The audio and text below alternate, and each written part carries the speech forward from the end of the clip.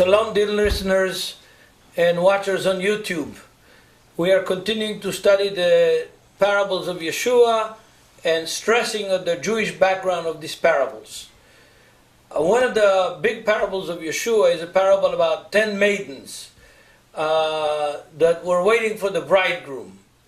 And like all the other parables of Yeshua, we need to put this parable back into the first century context, into the Jewish context of the words of Yeshua, because Yeshua wasn't a Presbyterian, wasn't a Baptist, wasn't a Pentecostal. He was a Jew. So were all the other apostles. And we need to look at the New Testament as a Jewish book from the first century and try to understand it from within its background. All right. This parable, I'm going to read it from Matthew 25, from verse 1 to verse 13. Then the kingdom of heaven shall be likened to 10 virgins who took their lamps and went out to meet the bridegroom. Now 5 of them were wise, and 5 were foolish. Those who were foolish took their lamps and took no oil with them. But the wise took oil in their vessels and their lamps. But while the bridegroom was delayed, they all slumbered and slept. And at midnight a cry was heard, "Behold, the bridegroom is coming. Go out and meet him." Then all those virgins arose and trimmed their lamps. And the foolish said to the wise, "Give us some of your oil, for our lamps are going out." But the wise answered, saying, "No, lest there should be not enough oil for us. But go rather to those who sell and buy for yourselves." And while they went to buy, the bridegroom came. And those who were ready went to meet him and went with him to the wedding, and the doors were shut. Afterward, those virgins came also, saying, "Lord, Lord, open for us." But he answered and said, "Assuredly, I say to you, I do not know you. Watch therefore, for you know neither the day nor the hour which the Son of Man is coming." Very interesting parable. It's a parable about wise and foolish.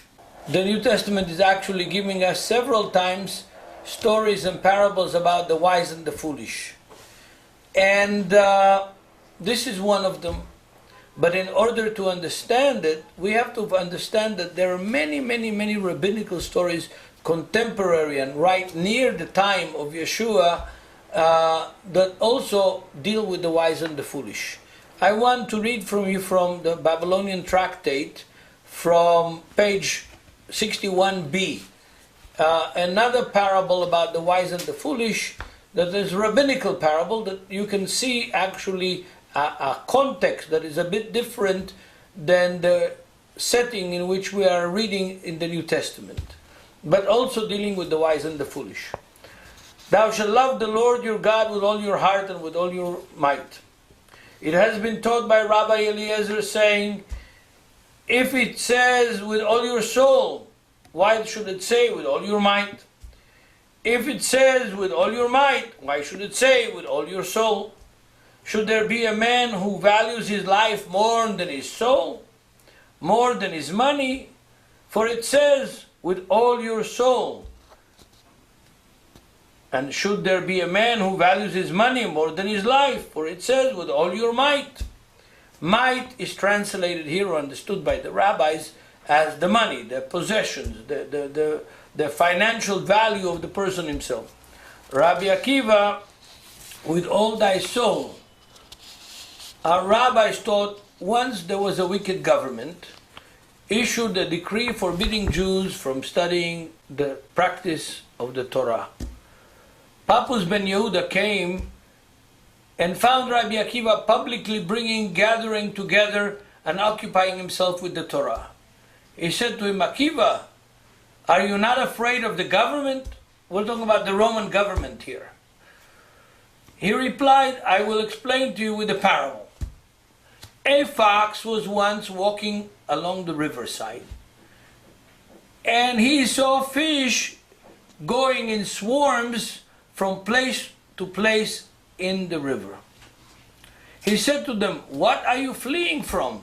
They replied, "We are fleeing those who cast nets to catch us."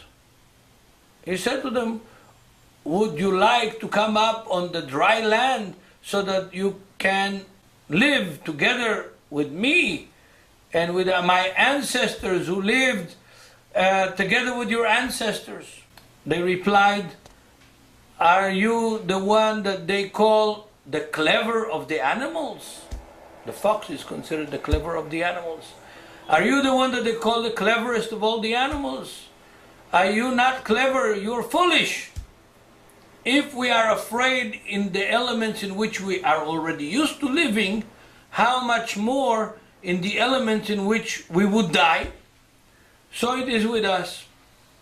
If such is our condition, that we sit and study the Torah, which is written for us, and it's life-giving for our days, if we neglect, how much worse off we shall be. It is related about Rabbi Akiva that he was arrested and thrown into prison. And Pappos ben Yehuda was arrested and thrown into the same prison. And he said to him, Pappos ben Yehuda,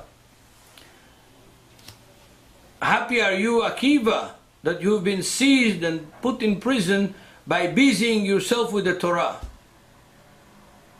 And Rabbi Akiva replied to him that before he was executed, actually, that it was accepted for the kingdom of heaven to be better to be executed for studying the Torah than for mishandling money, because this Pappos ben Yehuda was a notorious character.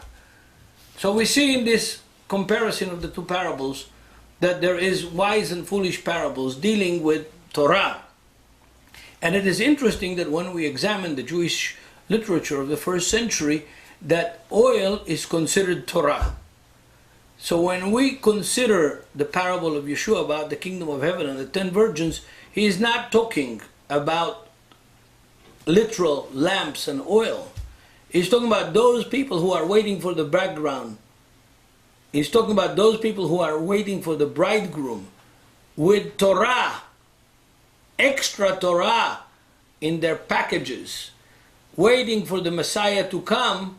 Then those people who only do whatever is absolutely necessary and don't think that they should be prepared for the worst and hope for the best. Those 10 virgins, 5 of them were prepared for the best. Were not prepared for the worst. They were not prepared for the delay of the bridegroom. We are now talking about Torah. The oil is the Torah, and these 5 had only what was absolutely necessary for them, hoping for the best. The other 5 were prepared for the worst. Like the wise man who built his house on the rock in the end of the Sermon of the Mountain. He was prepared for the worst. Of course, we all hope for the best, but we don't know. Maybe the worst will come, and we've got to be prepared for the worst. That's what this parable is about. The kingdom of heaven is teaching us here to be prepared for the worst and always hope for the best. Until the next time.